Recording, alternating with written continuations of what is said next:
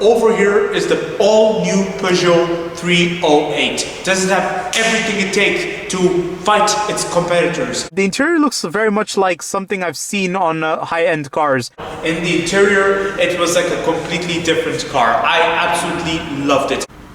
Oh, I love this Peugeot 308.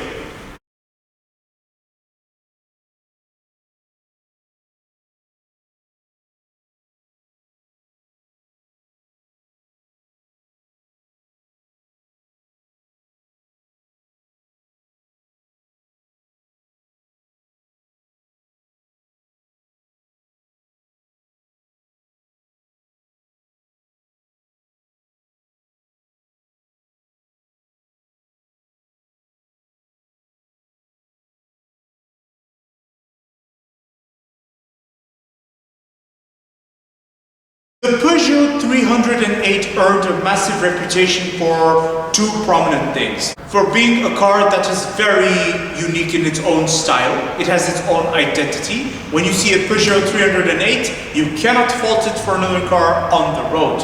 And then the second reputation it has earned was the Dakar Rally. Of course, when you see a Peugeot car, the first thing that will pop in your mind is the Dakar Rally. Now, to me, the Peugeot 308 is a very special car because I see this everywhere, guys. They are just as popular as the Volkswagen Golf here in Belgium. Over here is the all-new Peugeot 308. Does it have everything it takes to fight its competitors? We will find out in a moment, everyone.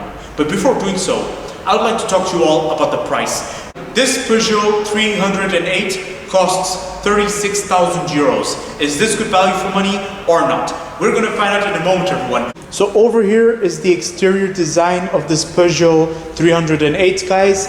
I have to confess, the front is very groundbreaking. Now, there's a strong sign of identity because it looks very much like its other Peugeot models. But not only that, it resembles it sort of resembles its previous model with the lighting system. The lighting system does remind me of the last generation 308. But most of all, when you look at the front of this Peugeot 308, if you look at this huge new badge, by the way, this is the new badge of Peugeot and it looks very interesting, guys. The overall front design is very interesting because it kind of reminds me of a Peugeot model they used to do in the 70s, especially in the 80s. There was a time Peugeot always had the lightings that were directly connected to the grille. But then if you see this huge Peugeot badge in the middle, there's just this very 80s vibe about it. I'm trying my best to understand which car exactly does it remind me of, because it's just it's something very relatable. That's all I can say, guys. Like, when I look at the front, the first thing that pops in my mind is the 80s.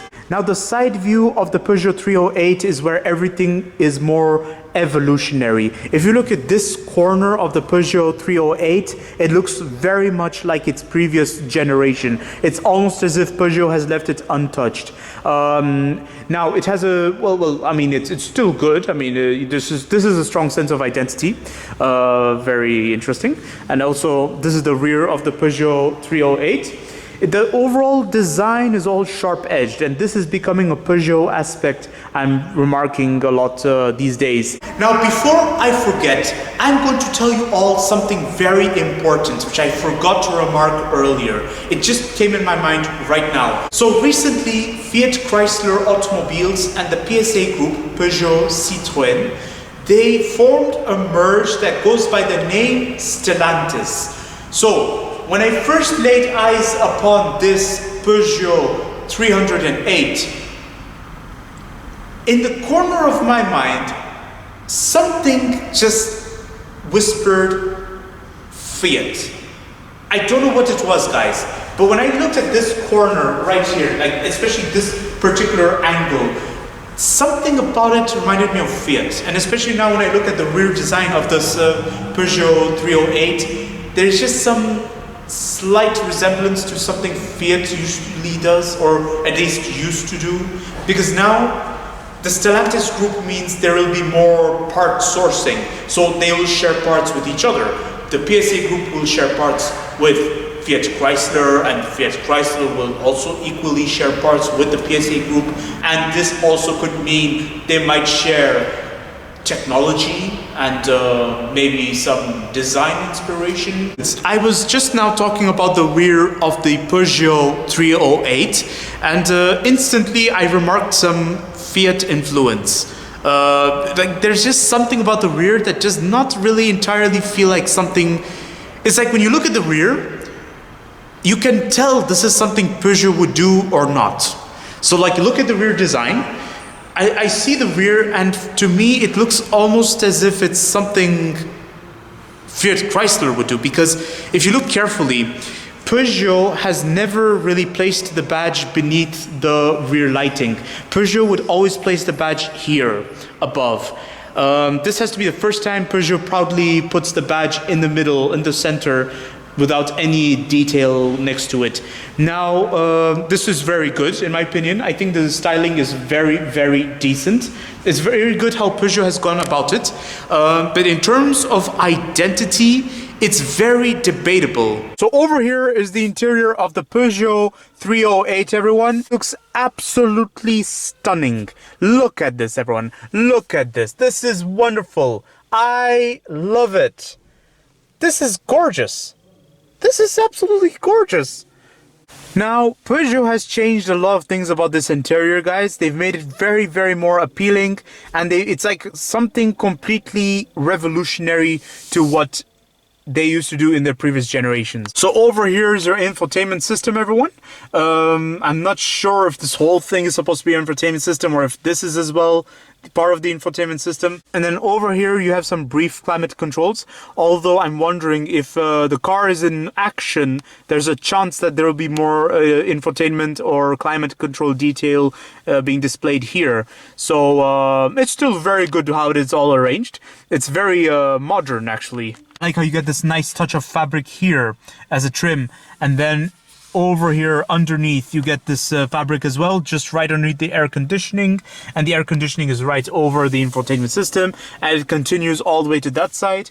Very good, very good. Storage space over here is very good, guys. I mean, I like it how you get a storage space here for your phone, and then you get a deeper storage space down there for your wallet. Very good. I like that. You get a center console storage, guys, and look at the door to open it. Doesn't this look very premium, guys? Now that looks adorable. And this central console storage is very deep, and you do get a USB connection in there. Very nice, guys. Now, I don't know what is it with PSA group cars, but for some reason they always have one of the largest glove box, and it's right here, guys. This is the glove box of the Peugeot 308, and it is huge, and like it's very deep in there. And then in the door of the glove box, you even have some extra storage solutions. And the door itself is huge.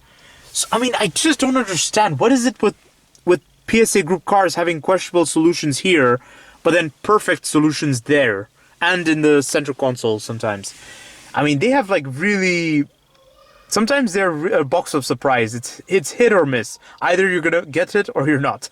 Over here is the door bin of the Peugeot 308, and it looks fabulous, guys. It looks very spacious, and it's actually quite deep. I like that. Over here is your instrument cluster, everyone, and it is digital. How amazing is that?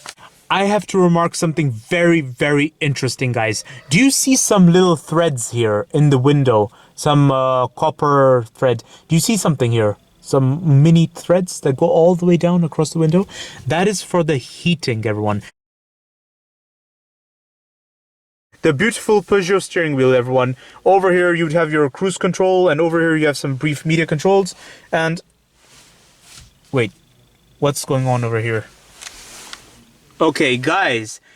Now something interesting is going on in this interior. This is the first time Peugeot doesn't put an extra stoke over here to control the cruise control or the media control, because usually in PSA group cars there's always an extra stoke over here that will control everything about their car, but in the case of this Peugeot 308 there's nothing going on over here. Now in terms of identity, I think Peugeot should have stuck to it, because that was a form of identity. But on the other hand, this is what I'm talking about. I feel like there's a bit of Stellantis influence going on here. Like, it seems like they've decided as a group that, nope, we're going to get rid of that to save costs. Now, that can have a positive and negative effect, obviously. The interior is very nice. It's all as if they've tried to be all modern tech. The interior looks very much like something I've seen on high-end cars. Peugeot has done such a beautiful design and made it accessible at such a cheap price in the mass market, everyone. How amazing is that? Peugeot has had the courtesy to give such a beautiful car to you at such a cheap price instead of having to pay 80,000 euros to have such a beautiful interior. However, whilst exploring the interior of this Peugeot 308, I did also notice some questionable aspects. And the first questionable aspect I would like to point out is, first of all, Peugeot's pride in the small steering wheel. I, to this very moment, don't really understand where did Peugeot earn that? Where did Peugeot basically gain that obsession? Because to me, I prefer the steering wheel to be at an appropriate size for the size of the car. For example, for a C-segment car, I would expect the steering wheel to be just a little bit bigger, so that I can see the instrument cluster in between the handle and between the center of the wheel. But what's happening is, the top of the handle of the steering wheel is obstructing my view of the instrument cluster. So basically, I'm sitting back straight and I have to constantly bend forward to see what's going on, or I have to peek underneath to see what's going on. It's of selective taste, everyone. I really do not understand what is the obsession of the small steering wheel, and to make matters interesting, Peugeot has applied this wheel on every single car, including their SUV, the 5008. Because usually for a big SUV, you would need a bigger steering wheel for logic reasons. The size of the steering wheel is something that matches more with a A-segment car. But, okay, I mean, it's very modern, it's very futuristic. I see what Peugeot was trying, but it is questionable. That's all I can say. I'm under the impression there's just something a little bit afterthought-ish about this whole thing going on over here. For example, the start-stop button is right there, but it's all the way there in the corner as if it was an afterthought, and so is this driving mode. It's as if at the last minute they realized they have to add a driving mode and a start-stop button, so they just put it right here on the trim. Or maybe it was deliberate, I'm not sure, but whether it was deliberate or last minute, aesthetically speaking, it looks good. Okay, fair enough. Storage solutions over here and over here are amazing. But another questionable aspect is cup holders. This has to be the very first time I've ever seen a car with only one cup holder. And the one cup holder is right here, right next to the USB point, which looks as though it has been added as an afterthought. This has to be the first time I've ever seen USB points and a 12-volt socket isolated away from each other. The 12-volt socket is at a spot which looks as though it was an afterthought, because usually most brands would put it together with the USB connection right there, maybe, somewhere together. But in this Peugeot 308, it looks as though everything is in a mixed fashion. It's not at a fixed spot. And then for some reason you get what looks like a storage space here, but it can also act as a cup holder. So why exactly do I have one cup holder here and one cup holder there? It's just another questionable aspect I've noticed, and I don't know if it's really questionable or not, is that there's no extra storage up here. For some reason, and there's no sunroof, especially. So, if there's no sunroof, I would expect maybe some extra storage. Another questionable aspect I'd like to remark is that, by the way, I forgot to mention you get your center lock button over here. That's not questionable. That is very good. But what I find questionable is that it appears as though there's been very little detail being invested into designing those controls right here, like the window controls and the mirror controls. They look exactly identical to other PSA group cars, and I always think to myself, this could do with a bit more detailing, like maybe add some chrome touches, or maybe add some brushed aluminum. The location of this handle over here is too far away.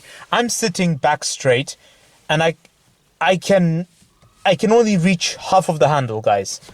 And especially when opening the door, it's a bit difficult to pull with the handle, and then to pull with the handle, it is also a little bit difficult. It would have been more interesting if there was something right here, maybe. So let's move to the rear seat of this Peugeot 308. I have enough feet room, everyone. The edge of my feet is actually buried right underneath the front seat, but that's because the front driver has decided that they are entitled to put the seat as back as they wanted to, and equally meaning that my leg room is a little bit compromised, and my knee room is also a little bit compromised, that it's making contact with the front seat, because yet again the driver felt they were so entitled. Well, okay, why not? Check this out, guys. I have so much headroom. It is adorable. I like it. Although the only thing is that I feel as though on the right side I have a lot of headroom, but on the left side, closer to the C-pillar, there's a bit less space going on over there. It's like my head is almost making contact over here with this corner. So yeah. You do get a beacon of hope lighting, and you do get nice handles on each side, guys. Check this out. How amazing is that? You guys get awesome rear seat pockets. You all also get wonderful air vents right here, and some connection points, and you do get some micro storage space right there, although there's no climate control. But the absence of climate control is an absolutely normal practice amongst C-segment cars. It's normal, it's common, and it's not something I would find that questionable. Although if there was climate control, that could be a bonus. That could be that would be wonderful. The wonderful door of the Peugeot 308, guys. Look at this. I like this door handle right here. Then you get this micro door bin. You get this door bin right here. The door bin is quite nice. It's very long, and I'm sure it can fit a big water bottle. And they get this micro door pocket that can double as a door handle, so it you pull from. The only questionable aspect I would like to remark is that there is this bit of plastic right here that sticks out, and it's intruding into the fabric space. It's almost as if this was intended for an extra option or something. I'm not sure what it was intended for, guys, but the fact that there's extra plastic over here itself can be seen as questionable. I realized the same detail on the front driver door and passenger side door. They have the exact same detailing going on. You see this descent of you see where the fabric goes down and there. It's almost as if it was intended for something, but yeah, like I don't know why Peugeot did that sort of design there, guys. I really have no idea what's going on. Before going to the rear of this Peugeot 308, I would just like to quickly point something that I thought would be seen as questionable. So here it is, guys. This is the rear door of the Peugeot 308, which I'm about to open. Now, do you guys notice some prominent aspect that I found a bit questionable right here? So for example, my hand is all the way down there, okay? And the edge of the door is all the way up here. It's so long. It sticks out so proudly. So whenever I open the door, this edge is always about to hit my chest. You know, I just don't understand what is the purpose of this. But then to be honest, this is a common practice I've noticed amongst other C-segment cars. And the Peugeot 308 is not the first one to have this problem. I also noticed a similar thing going on in the Volkswagen Golf. Here's my conclusion about the Peugeot 308. Le 308. Oh, you are in Paris. Le Musée de la Louvre. Le Tour d'Eiffel. And then this wonderful Peugeot 308. How amazing is that, guys? This Peugeot 308 is very legendary in that regard because it's a C-segment car of Peugeot that has been with Peugeot for quite a long time, and it started with the 307, everyone. And this Peugeot 308, especially in general, they have had a reputation for being cheap to afford and rather fun to drive. In fact, Peugeot has earned a big name in the Dakar Rally for this reason alone, with their hatchbacks. In the interior, it was like a completely different car. I absolutely loved it. And this is a Peugeot tactic.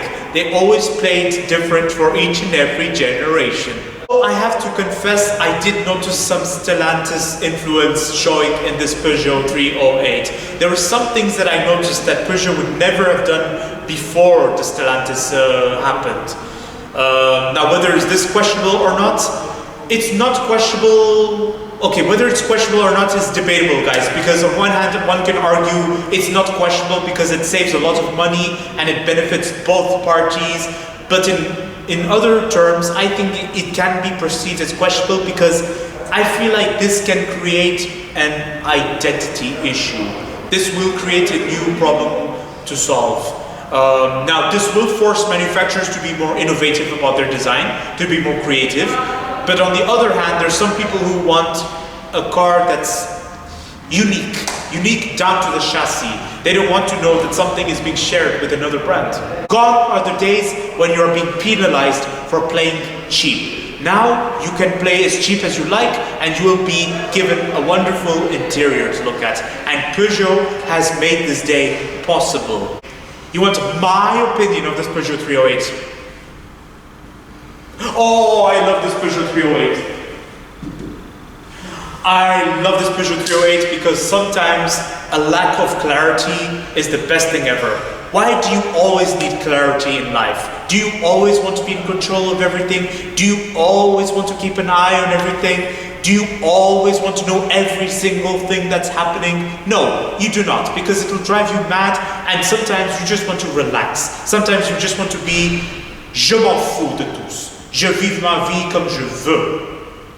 And this is the mentality that Peugeot has been displaying since quite a long time. And I love this mentality, guys. Sometimes you just have to live to the fullest. And this Peugeot 308 encourages you to do so without any fear. And I like this, guys. But otherwise, being serious, like seriously speaking, I was impressed with how Peugeot stepped up its game. They played, it's like a blend between something evolutionary and revolutionary. So I'm impressed, I really am. And one day I look forward to doing a test drive of this Peugeot 308. So I'm very excited, guys. It's already very big news that this car has been released and it's very exciting. It has shook the automotive industry because it's a C-segment car that looks like it's twice the price that it's worth. And this is the magic of Peugeot. Now don't forget to like, comment and subscribe, and stay tuned for more videos that are on the run. I'll see you all next time, and stay tuned for more test drives that are also on the run.